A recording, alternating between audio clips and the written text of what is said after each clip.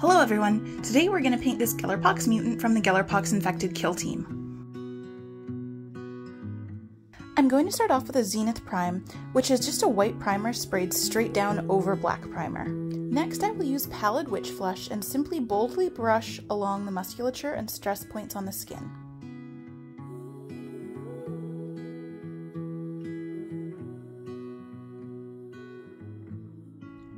The Zenith didn't make the top of the belly light enough, so I'm just going to make sure it's got a light enough foundation for the contrast paints I will be using. Same as the belly, the ribs also need to be highlighted so they will show up when I apply the contrast paints. It's best to highlight any anatomy at this step that the Zenith didn't lighten enough, but there is no need to be precise in this step. There will be a few more steps before the skin is finished that can fix those issues. This is a foundation of the decaying semi-translucent skin that I will be giving this Gellerpox Mutant. He sort of looks like a zebra. Next I will apply a generous amount of Plaguebearer Flesh to the skin.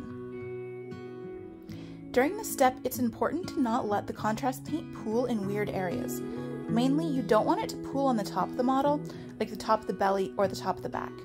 It's fine if it pools a little on the underside of areas, like the underarms. This is what the model looks like after I've finished applying the contrast paint. Here's how it looks once the contrast paint has finished drying.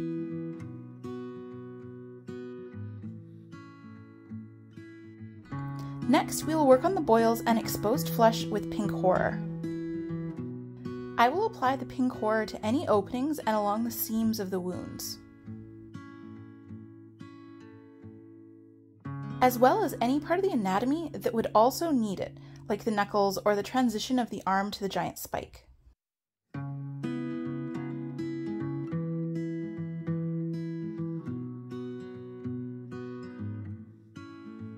This is what he looks like after I've applied the Pink Horror to all the areas that needed it. The next step is washing these areas with Beserker Bloodshade. For a smoother transition with this shade, I like to apply along the underside and then blend it up, removing paint off my brush onto my glove like this. I apply less of the shade as I blend it towards the top. I don't have to do this for every area, just the larger parts like the belly. For the ribs and other areas along the undersides of the model, I want to apply just a thin coat to give the shaded areas a nice touch of warm red tones. This step is so when the light areas transition to dark, it will also change from lighter, cool green tones to darker, warm tones to give it more visual appeal. Each boil and pink area will need at least a thin layer of Beserker Bloodshade.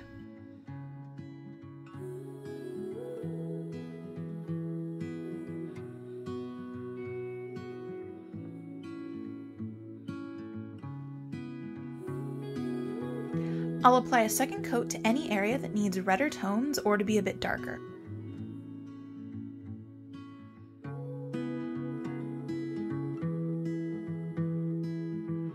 Here he is once all the Beserker Bloodshade has been applied.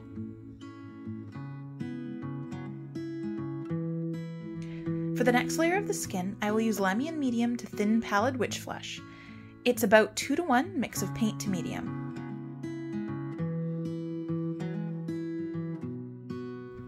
Here, I'm testing out the paint to see if it's thin enough.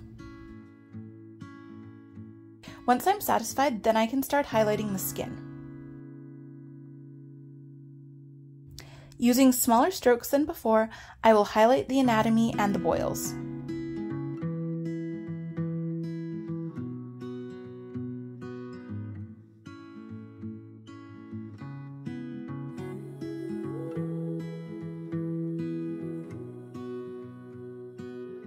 As well as lightening any parts of the flesh that need it, using much softer strokes in our first step, which gave it a zebra-like look.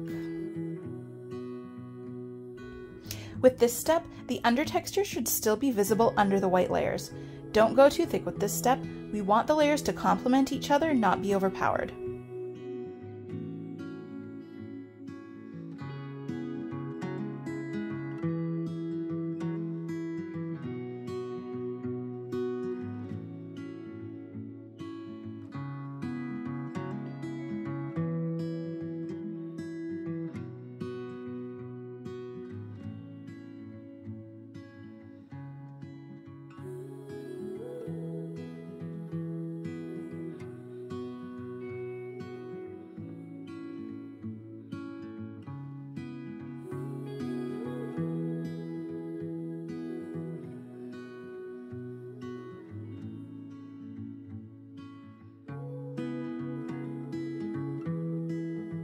With this step, I'll take the opportunity to add some finer textures to areas like the knuckles and elbows.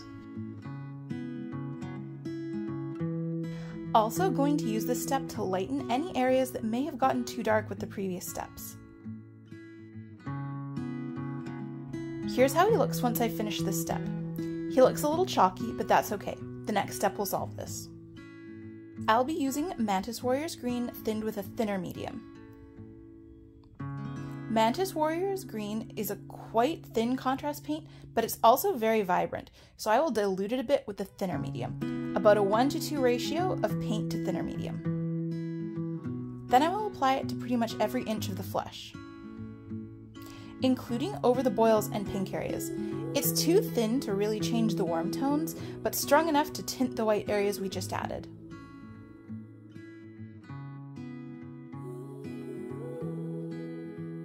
I will also use straight Mantis Warrior Green in some recesses if I want them a little more saturated.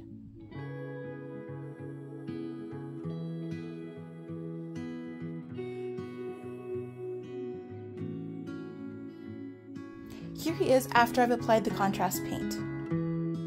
This is him when it's all dried. The pink is still there. Next, I will quickly apply a thin layer of Beserker Bloodshade to areas that lost their warm tones and need a touch of red again.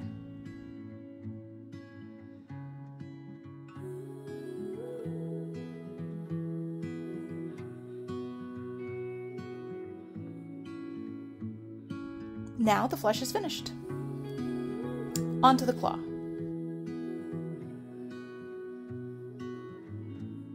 First, I will start off with Screamer Pink and apply it to the upper part of the claw, and give it a smooth transition into the other pink that's already there. Then I add the Caliban Green on the lower half of the claw, and give it a smooth transition into the pink with small coats of paint thinned with water, simply because it was slightly faster than getting a medium out and it doesn't need to be that smooth. Then coat the shoulder spines with Caliban Green.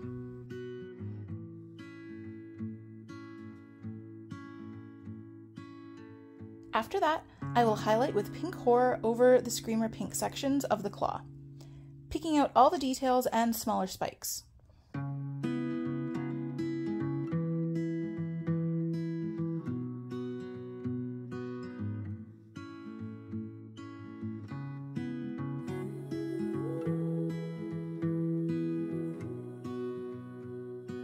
Here, I mix a little pale witch flesh into the Pink Horror for the next highlights, and paint another layer of highlights, focusing on the center of the claw and the tips of the spikes.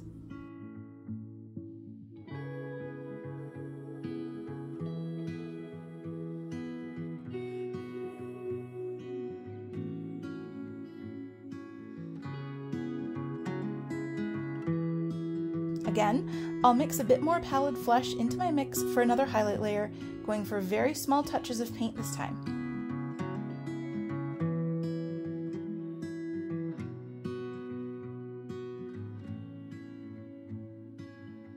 Add a bit more pale witch flesh for the final highlight just on top of the upper spike. Now I will wash with Beserker Bloodshade on the pink areas and the Caliban Green parts as well.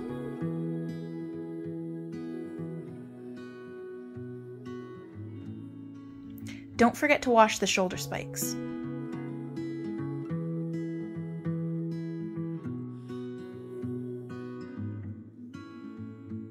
Here it is once it's dried. For the green part of the claw, I will highlight with Sybarite Green thinned with Lahmian Medium, testing the consistency and thinness of paint with my glove. Once I'm satisfied with the paint, I will start with edge highlighting.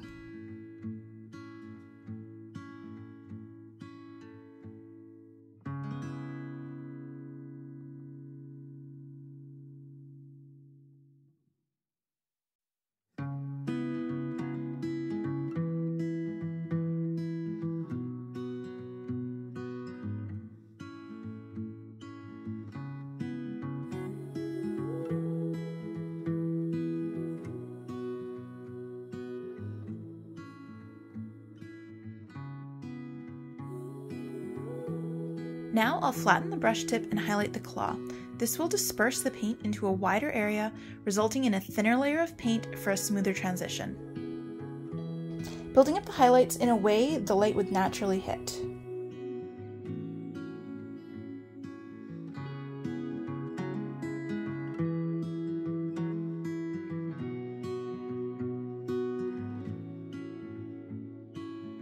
Now I'll highlight the shoulder spines with Sybarite Green, thinned with Lahmian Medium.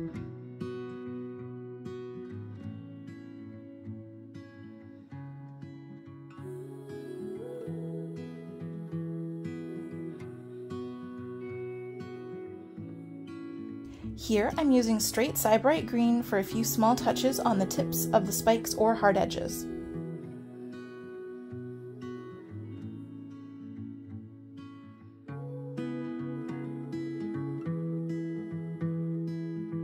Mix in a little pale Wych flesh into the Sybarite Green for the next highlights.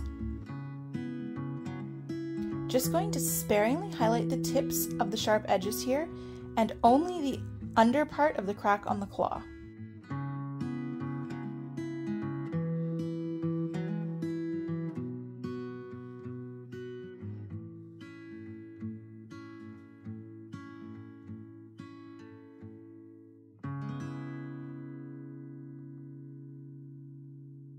For the final highlight, I'll add a bit more pale Wych flesh into the mix and just do a few choice highlights on the bigger tips of the spikes.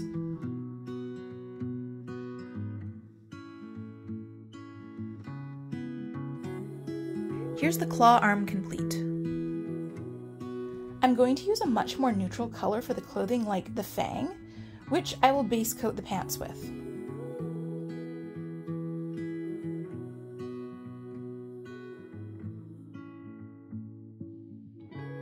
For the peg leg, I will be using Gorthor Brown.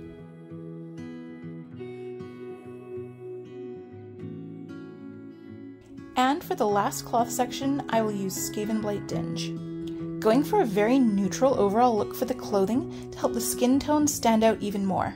For the metal parts, I will use a mix of Rhinox hide and Runefang Steel, about 4 parts steel to rhino hide. Here, I underestimate the power of Rhinox hide. And apply the mix to all the metal areas. This is the foundation for the rusty metal I will be doing later.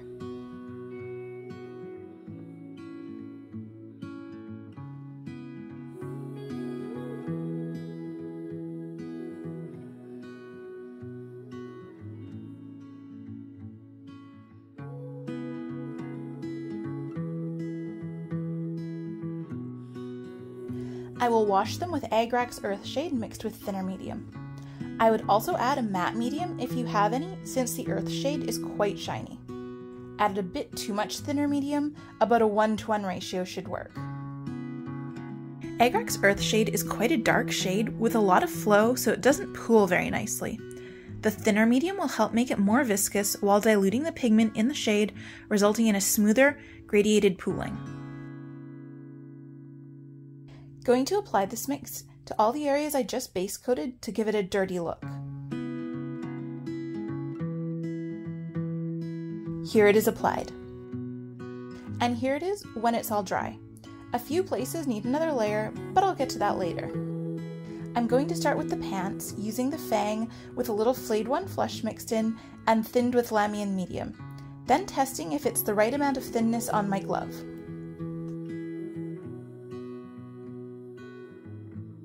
When I highlight the pants, I try to orient my brush strokes with the stresses of the cloth.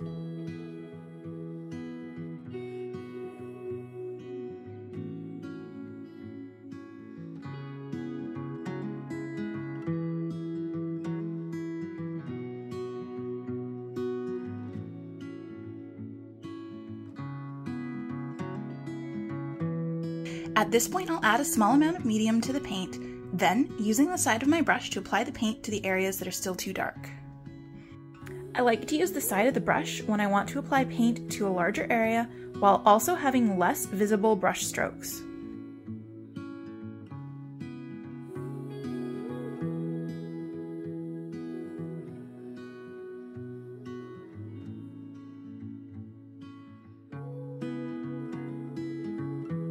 Here, the paint was a little too dry, so I'm adding a touch of water to increase the flow for smoother, easier application, but too much will ruin the paint.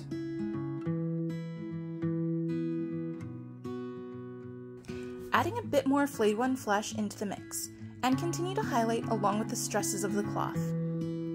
The step doesn't have to be too smooth. I'm actually going a bit rougher here purposefully to give the pants a textured, damaged look.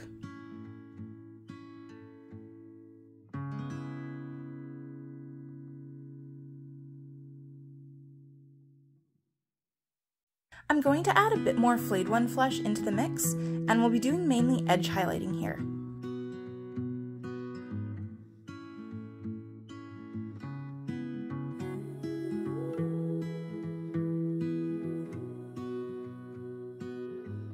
Adding more texture with this step, stippling the edges of the cloth to simulate the ripped edges of threads.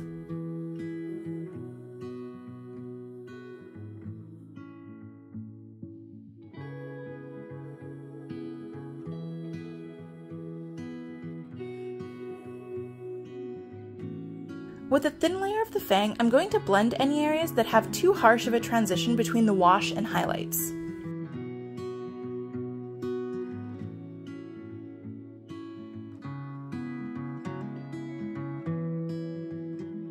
Here's the paint after all the blending has been finished. Next are the gray sections. I'll use basically the same steps as the pants, adding a little Flayed One Flesh to highlight, just to make the clothing areas drab and not as eye-catching as the fleshy areas.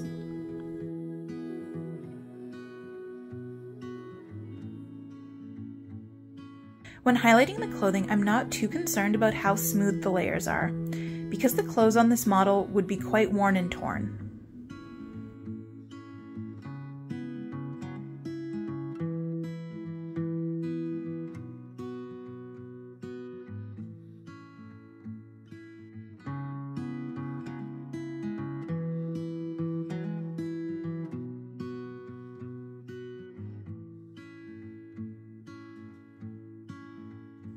Adding more Flayed One Flesh into the mix and picking out details here.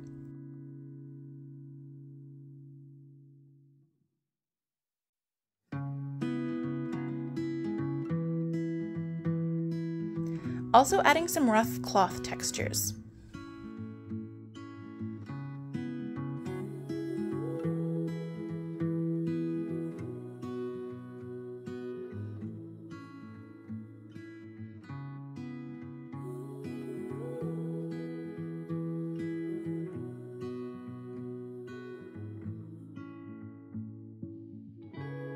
Mix in a bit more Flayed One Flesh for this step, which is mainly edge highlighting and adding a bit more texture.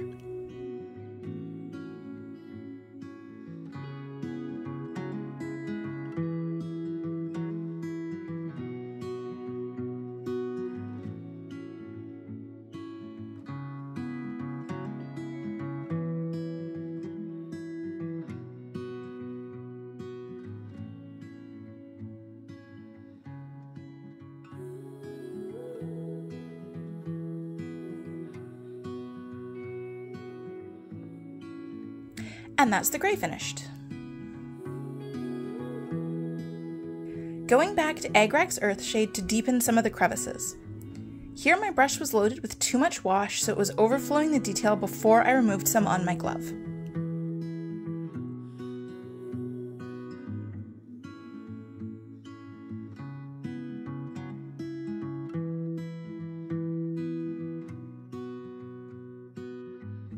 Also touched up any metal areas that needed a second layer of wash.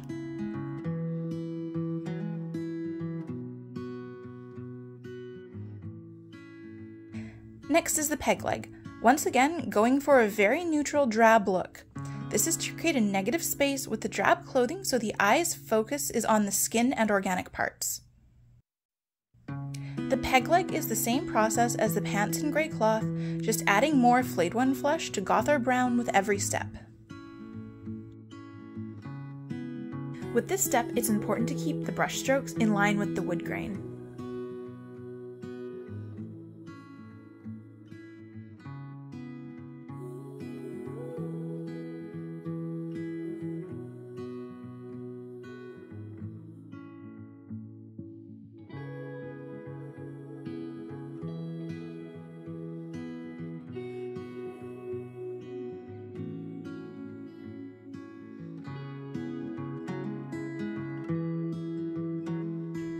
Using just Flayed One Flesh, I'll add a few dots onto the highlights.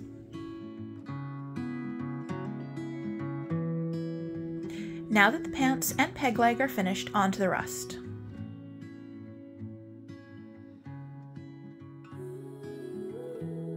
For this stage, I will use a small brush with a very worn tip. I couldn't find a good rust color in Games Workshop's paint lineup, so I made my own, just by mixing a little Evil Sun's Scarlet with Rhinox Hide and Scrag Brown. I'll stipple the Rhinox Hide mix onto the metal areas, focusing on the crevices and areas where rust would naturally occur.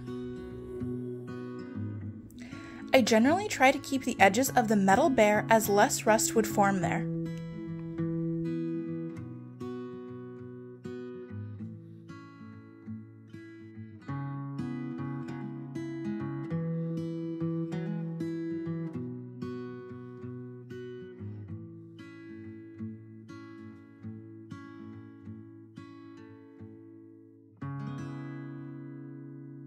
The next stage of the rust is stippling the Scrag Brown mix onto the Rhinox Hide areas. I try not to apply this layer over top of the bare metal areas, just areas with the Rhinox Hide mix. It's important to not overdo this step. Leave about half of the Rhinox Hide areas alone. The rest can have the Scrag mix applied.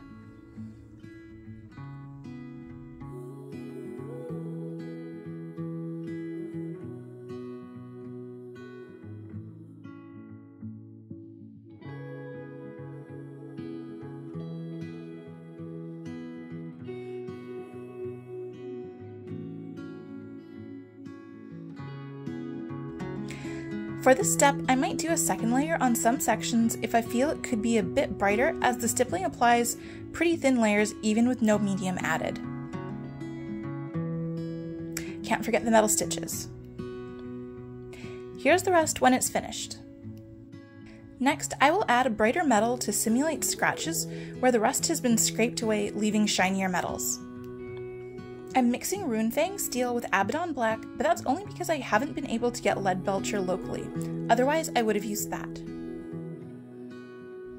With this step, I'm focusing on the edges of the metals, places where the wear and tear would scrape away the rust.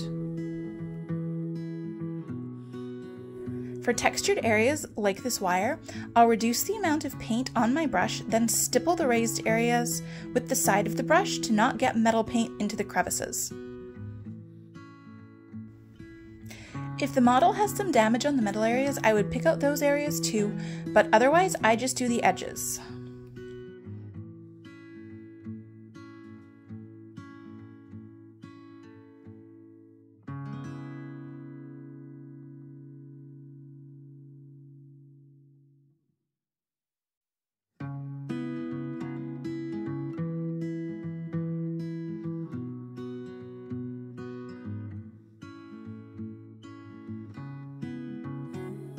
Here, the metals are complete. For the next steps, I'll start with a base coat of Corax White, which will be the foundation for the yellow and blue paints.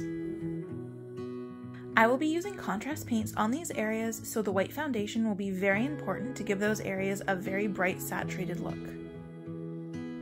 For the hair, I will be adding in hair texture with this step. An important note, I do make a few mistakes with the hair and redo it, but I will include it in this tutorial to show why this happens and how to avoid it.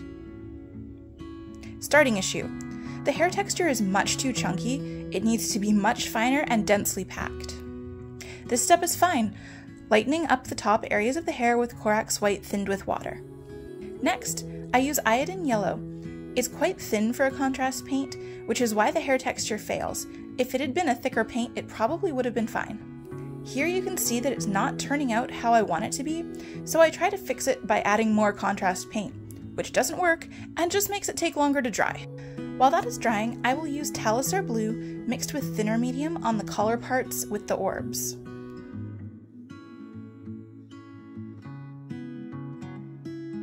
Once I apply it to the orb, I remove most of the paint off my brush on my glove, then use the brush to remove the paint on the top of the orb.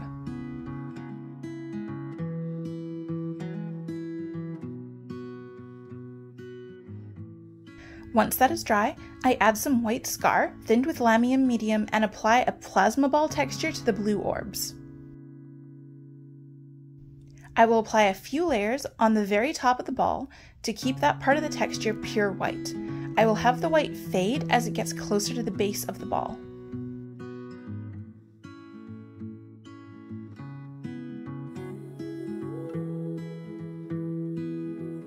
On the yellow wire, I'll apply Abaddon Black in a spiral pattern.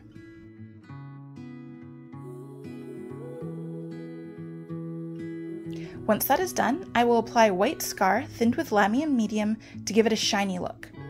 The first layer is wide and thinly applied. The second layer is a very fine white line near the top of the wire.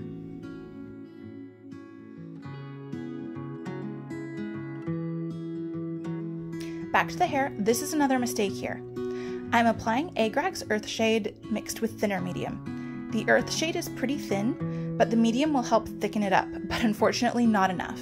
Here I'm contemplating how bad the hair looks.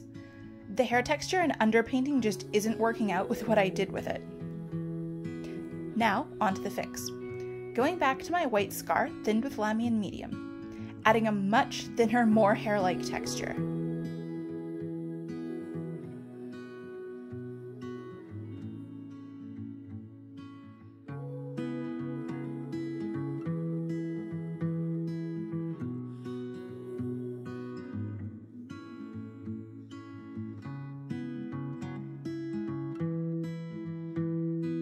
Next is adding Iyanden Yellow again, but this time not adding too much, just a reasonably thin layer, making sure it doesn't pool in weird spots.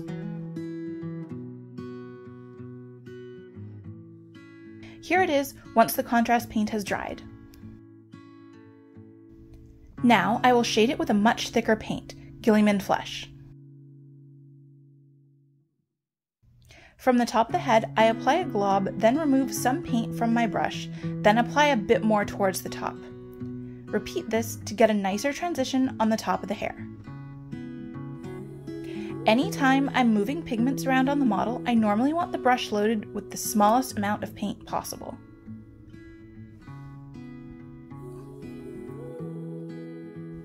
Here's the hair, much better looking. Similar but better than before. Now all the painting is done, next is adding the base. I've just glued the metal pin in his foot into the wine cork, which comes out pretty easily with a bit of force. Next, I will remove any excess glue and cork left on the foot with my trusty modeling knife. After that, I'll center the model on the base and score the point with the metal pin on the foot by giving it a little spin. Using the score mark, I know where to drill. Dry fit the model onto the base to make sure everything fits fine. Apply glue and attach to the base.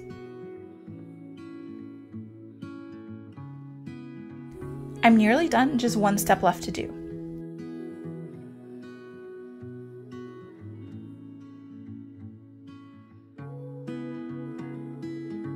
Add a bit of Nurgle's Rot to the base.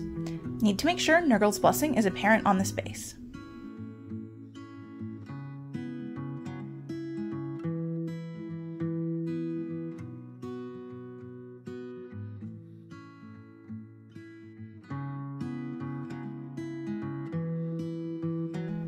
Here's the final result. Hope you enjoyed the tutorial.